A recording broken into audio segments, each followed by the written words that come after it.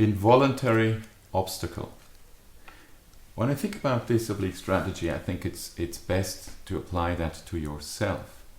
Where are you an obstacle, although you don't want to be an obstacle? Think about top management presence. How does the atmosphere in the room change when top management walks in? And when is it a good thing and when is it not a good thing?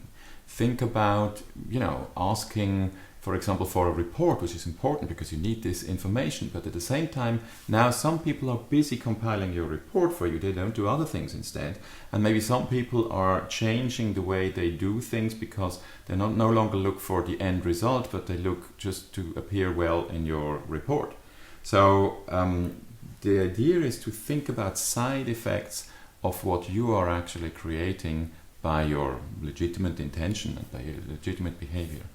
Herbie Hancock, the jazz musician, actually said once, sometimes the most valuable contribution that you can give in a jazz combo is silence.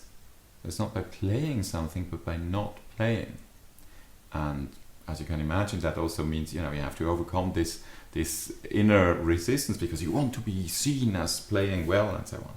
So that's part also of this oblique strategy to manage this own urge, to come with what you can do and to show that you can do it and keep that back, because at the same time you're involuntarily creating an obstacle.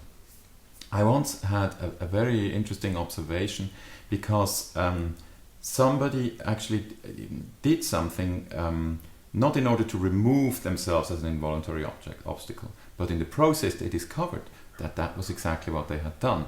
This is an owner of a company who has decided he was very present as an owner and managed this company very intensely, and everything was concentrated on the owner.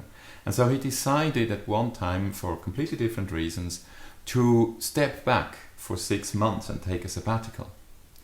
And what happened in these 6 months was that, as somebody in the company described it to me, flowers started blooming everywhere. Because people started now self-organizing more, managing more, taking initiative, improving things and so on, that before, since so many times the owner asked them to improve certain things, they never thought about improving apart from the things that the owner had asked them.